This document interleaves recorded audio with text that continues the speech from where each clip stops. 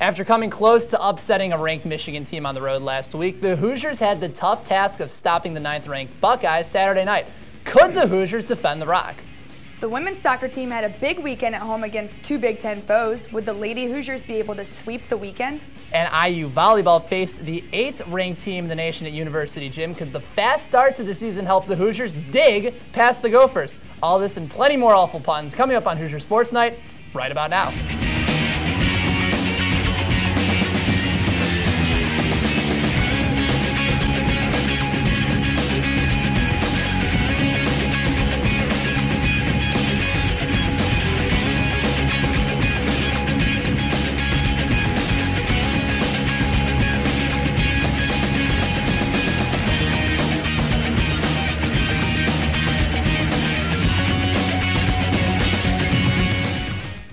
Good evening and welcome into this edition of Hoosier Sports Night. I'm Kate Senne alongside Ben Heisler.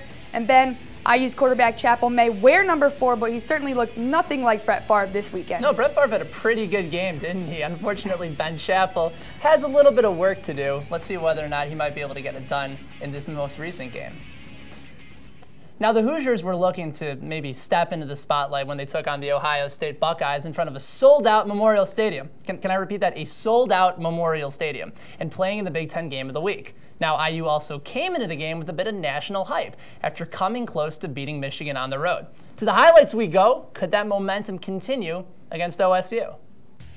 How about them Hoosiers, 3-1 on the season, looking to pump up 50,000-plus fans at the Rock. But OSU would get things started early. Terrell Pryor finding Deron Carter for a 5-yard touchdown pass. Carter looking like Big Daddy Chris Carter on the play. It's 10-0 Buckeyes. But then here comes Ben Chappell looking to respond late first quarter, play-action pass. And this one goes 32 yards to Tandon Doss. If you like him now, folks, you're going to love him a lot later because he gets involved a lot more. A little Casper slide, reverse, this time to Doss. He gets it for an extended game. And the Doss love would continue to roll, this time running out of the Mitchell Cat formation as he options off to Tandon Doss. Doss had 6 catches for 96 yards and a touchdown. A huge game for him. And look at that catch. One-handed, absolutely neat and nifty over on the sidelines. And then the screen to Doss all the way into the end zone, reaching out, doing his best Stretch Armstrong impression. Hoosiers only down 10-7. But Terrell Pryor would not be stopped.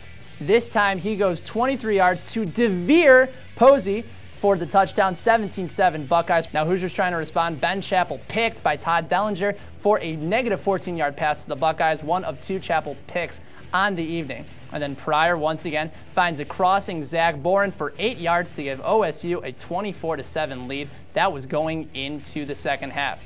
We pick it up in the third quarter. Chris Hagerup trying to get it out of his own end, but it's a safety. It's now 26-7 in favor of OSU. The Hoosiers down 19 in the third, and things would not get better for Ben Chappell. He's sacked over at the 2-yard line by Robert Rose. And then finally, Terrell Pryor. He likes to do it himself. That ginormous frame powers through, 37-7 OSU. The Buckeyes get it done, 33-14. Still reeling from their near upset victory last week in the Big House, the Hoosiers played host to the number 9 ranked Ohio State Buckeyes Saturday night in a lopsided conference defeat. The Hoosier football team managed to hang with the Buckeyes for a while, but that time was short-lived. After the game, IU football coach Bill Lynch had this to say. Well, we played a really good football team tonight, and first half we couldn't get them off the field. They converted, and we couldn't. They just had the ball too much. And then we got behind, and we weren't able to run the football. But they're a great defense, and we knew that going into it. I mean, there's, that's as good a defense as there is in America, I think. And when you get behind, and then you have to do some things that you don't really want to do, then they're particularly their front four just came after us and gave us problems. After the game, I caught up with corner Ray Fisher, who had this to say about the team's performance.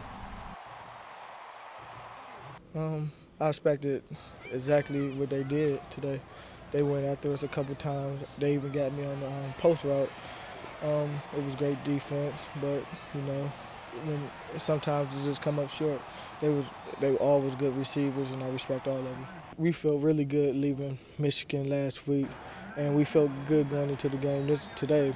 But we had a couple down times, but that's not really gonna put us down. We got Virginia next week, and we're just gonna move on. Coach Lynch said that a combination of too many penalties and too many turnovers was what led to such little time possession for the Hoosiers. As Ben Chappell would later put it, you can't go 3 and out in a no-huddle offense and expect to win. For the Ohio State Buckeyes, this is an impressive 16th straight road victory win within the conference as they defeated the Hoosiers 33-14. From Memorial Stadium, I'm Nick LaGrange, Hoosier Sports Night. A week after lighting up the Wolverines on the ground, Ohio State held the Hoosiers to only 18 rushing yards on 26 carries. Quarterback Ben Chappell was a bit more successful, completing 20 passes out of 34 attempts for 210 yards with 2 touchdowns and 2 interceptions. For the Buckeyes, quarterback Terrell Pryor showed why he was picked as the Big Ten preseason Offensive Player of the Year. Pryor threw for 159 yards and 3 touchdowns while rushing for another score. Here's Courtney Cronin with more on the sophomore phenom. Though his numbers spoke differently, Ben Chappell did not perform well against one of the toughest defenses in the country. On the other hand, Ohio State quarterback Terrell Pryor had one of his best performances of the season, completing 16 passes for 3 touchdowns and rushing 159 yards. He's just one of a kind. It's not too many kids out there like him, and I'm liking what he's doing. Keep going. I mean, you don't know what he's going to do. He's fast, he's big, he can do anything. He can stiff arm you, make a move. So, I mean, you really don't know what to do on him. With Pryor, they scored enough points and they really controlled the game in the first half with their offense. Now when the Buckeyes play away from home, Coach Tressel stresses an offense that can perform flawlessly. And with 219 rushing yards and 159 yards in the air, the numbers speak for themselves. Our line looked like they were blocking pretty well, and you get a guy like Brandon the ball in space, and he's definitely going to make things happen. And I felt like we could have moved the ball downfield, either running or passing tonight. The line's blocking very well right now. We're getting them on a good base right there, and the receivers getting the ball and making some moves, so we're progressing.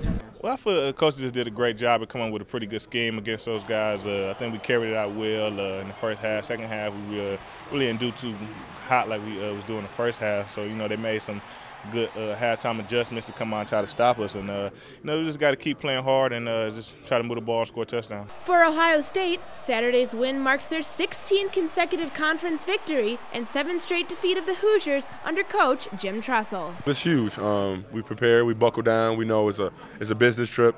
We make sure that we stay focused and everybody is focused, watching extra film, and just making it an effort of make sure that when we're on the field, we do our job, our 111 on offense and defense. Soldiers over in Iraq, when they go into a foreign city or somewhere where they know it's not safe, they have a black flag city mentality, and it's closed ranks, and it's back-to-back, and it's just everybody for the team. And we like to take that mentality and when we go on the road, and we like to really feel like that.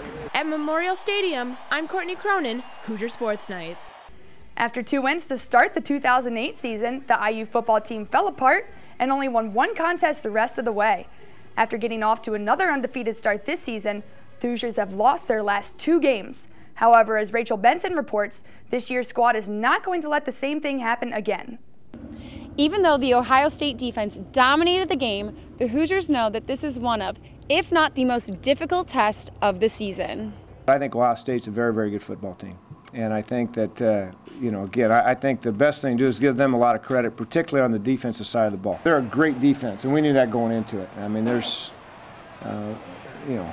that's as good a defense as there is in America, I think. Their defensive line is big and athletic, so I think that's the strength of their defense. They're a solid defense, there's no question, but like I said, we moved the ball on that one drive, and then we had some other opportunities. I missed some throws, and we had some confusion, pre-snap penalties, and then the turnovers just killed us. But we moved the ball, but it was a good defense.